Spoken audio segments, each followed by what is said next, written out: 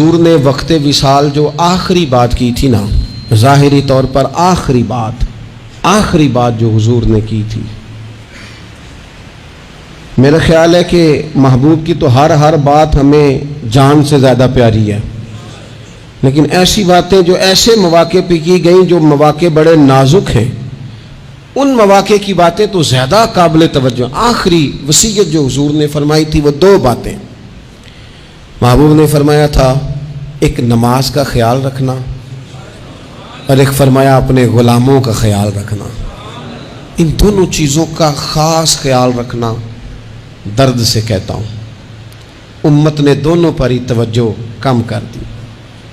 سستیاں، کمزوریاں، غفلتیں، بہانے، بلا وجہ کی حیل و حجت نماز کے معاملے میں بھی، موسم گرمی کا آ جائے یا سردی کا، نماز 4 بجے ہو یا 5:30 بجے ہو فجر کی، سو رہے ہیں لوگ، سمجھتے ہی نہیں بات کو۔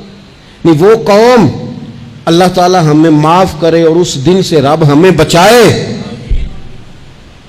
کہ جب ساری رات گزر جائے اور نیند ہی نہ آئے، تو اس سے بہتر نہیں کہ ہم اپنی نیند اس حد تک کر لیں جس حد تک رب رسول نے حکم دیا ہے۔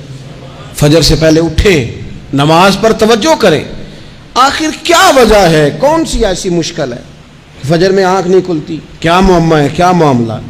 اٹھیں، بڑی آسانیاں ہیں، نماز پر غور کریں، توجہ کریں اور اپنے غلاموں کا، ملازمین کا، خدمت گزاروں کا خیال کریں، ان کی چھوٹی چھوٹی چاہتوں کا خیال کریں۔ آپ کا غلام کبھی غلام نہ سمجھے، آپ کا خادم نوکر کبھی اپنے آپ کو نوکر نہ سمجھے، اعزاز سمجھے اپنے لیے، وہ سمجھے کہ یہاں میرے لیے گنجائش ہے، یہاں میرے لیے۔ اب تو حال یہ ہو گیا ہے کہ غصہ کسی اور کا نکھر بیچارے ملازم پہ جاتا ہے، وہ اونچی جگہ پہ تو پانی چڑھ نہیں سکتا، لہٰذا ایک غریب آدمی ہاتھ آیا ہوا ہے تو سارا کچھ کرو، یہ ٹھیک نہیں ہے، یہ درست نہیں ہے۔ تو حضور نے ہمیں وہ اسوہ دیا ہے جو قابل عمل ہے، اس پر آسانی سے عمل کیا جا سکتا ہے۔